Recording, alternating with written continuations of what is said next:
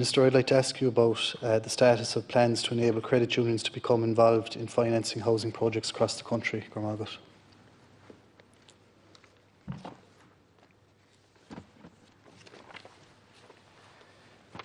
I'd like to thank the Deputy for raising this question, and in answering the Deputy's question, I'm referring to the sector's involvement in social housing projects.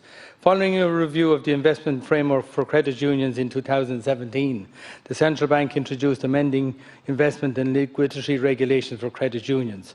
Since March 2018, credit unions have been permitted to invest in regulated investment vehicles where the underlying investments are investments in Tier 3 approved housing bodies, AHBs as they're known, for the provision of social housing. The regulations require that investments by credit unions in Tier 3 AHBs must be made through a regulated investment vehicle.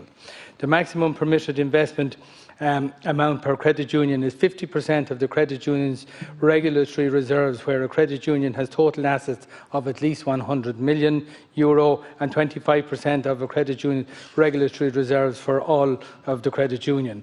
These limits may facilitate a combined sector investment in Tier 3 approved housing bodies of close to €700 million. That is a very substantial investment that can be facilitated. So, as such, the Government and the Central Bank have fulfilled their role, and it's now up to both the credit union and the social housing sector themselves to progress and develop any specific funding mechanism. I understand 3 groups are currently seeking to establish special purpose vehicles, SPVs, to allow investment into Tier 3 approved housing bodies, including 2 credit union representative bodies, the Irish League of Credit Unions and the Credit Union Development Association. It should be noted that the Department of Housing, Planning and Community and Local Government is the department with primary responsibility for the formulation and implementation of policy and the preparation for legislation in relation to housing. Thank you. Thank you, Minister, and thanks for the response.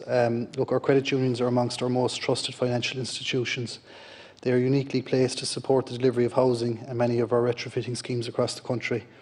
The Irish League of Credit Unions, which represents some 226 credit unions across the country with an estimated €18 billion in assets, looks like it's set to follow in the footsteps of the Credit Union Development Association by linking up with investment partners, as you mentioned, to form a structural vehicle to invest in the sector.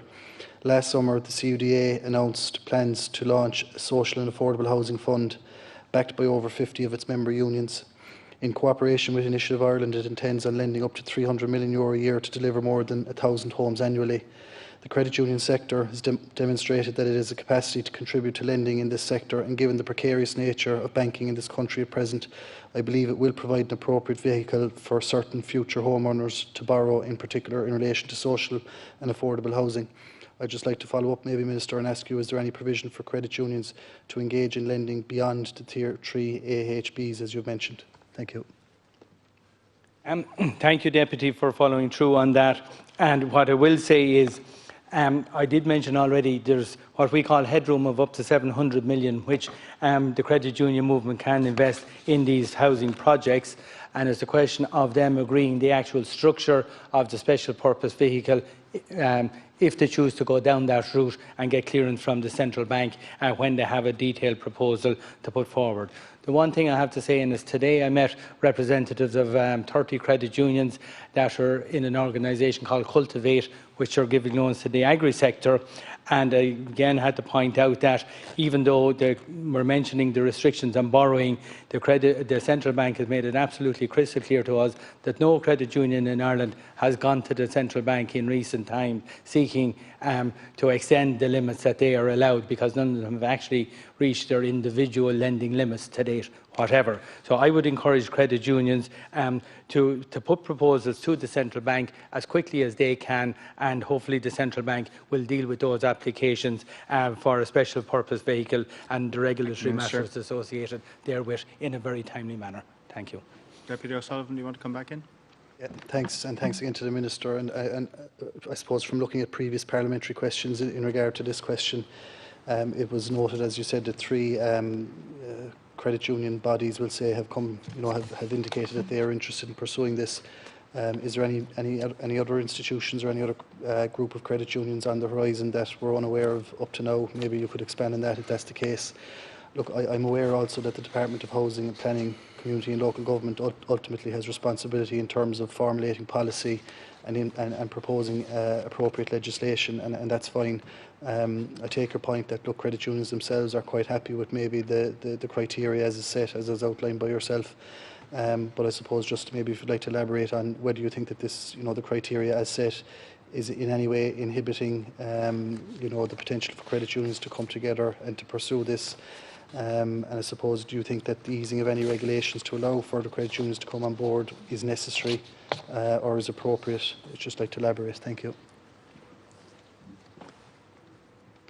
Thank you, Deputy. And I see three individual ways where credit unions can assist in providing funding for house building or mortgages for people to purchase houses. One is through the special purpose vehicle that we've discussed, and that's a very complicated exercise.